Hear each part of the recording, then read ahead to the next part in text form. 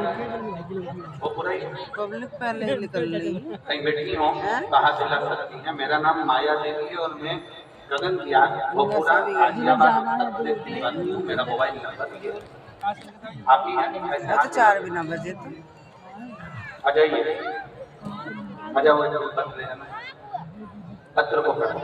मेरा नाम माया देवी है और मैं गगन बिहार भोपुरा गाजियाबाद उत्तर प्रदेश की निवासी हूँ। मेरा मोबाइल नंबर ये है। गुरुजी, एक लोटे जल का मैं क्या वर्णन करूं।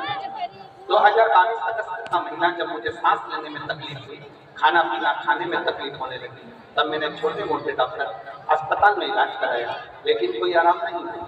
उसके बाद मुझे हापुड़ के रामा अस्पताल ले जाया गया, जहाँ मेरी सोनोग्राफी हुई और जिसमें फेफड़े में कुछ गांठ आई और जिसकी जांच दिल्ली के IIMS अस्पताल में होनी थी।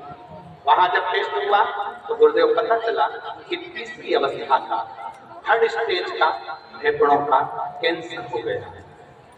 थर्ड स्टेज का फेफड़ों का कैंसर सुनाया गया। पूरे घर में मातम सा फैल गया और गली मोहल्ले वाले रिश्तेदार भी कहने लगे इस बीमारी का तो कोई इलाज ही नहीं। तभी एक व्यक्ति द्वारा पता चला कि आस्था चैनल पर पंडित प्रदीप मिश्रा शिव महापुराण की कथा करते हैं, जिसके सुनने व उपाय करने से बीमारी ठीक हो सकती है। अब मैं कथा सुनने लगी व उपाय करने लगी। इस दौरान में हरिद्वार में बाबा की कावड़ घूमने चली गई, फिर मैं वहां से आई सीहोर चली गई।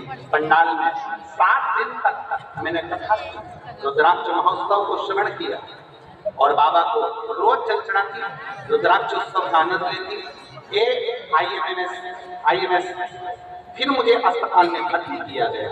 अब जान बचना मुश्किल था, मेरे फेफड़ों का पानी भर चुका था।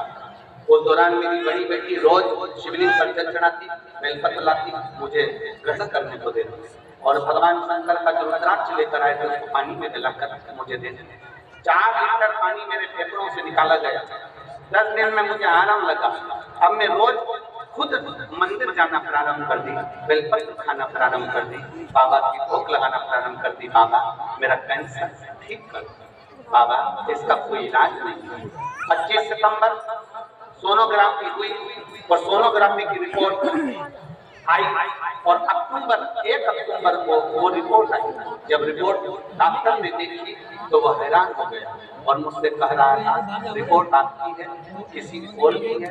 हम उस रिपोर्ट को दिखाए तो डॉक्टर ने कहा कि आपके शरीर में कैंसर की गठान नहीं है, आपके शरीर में कैंसर की गठान नहीं है।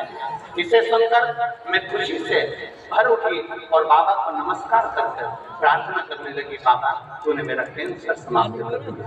आज मैं बाबा को प्रणाम करने के लिए शिव की स्तुति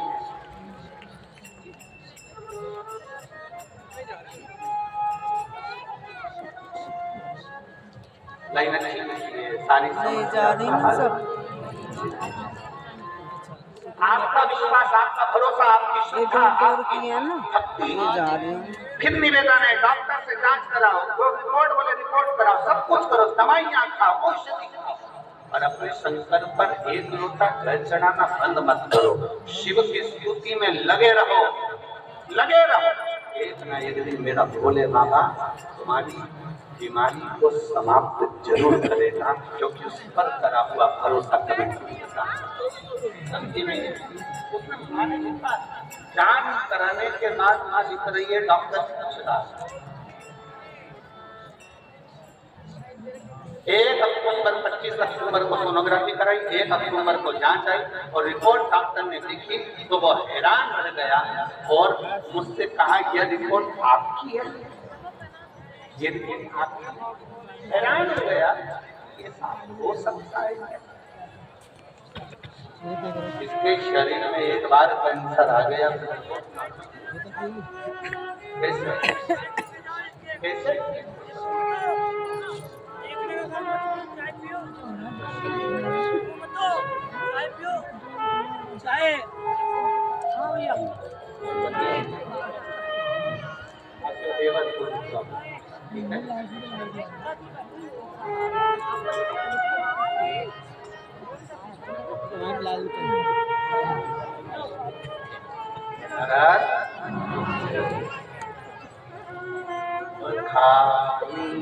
जाता तर से तुम्हारे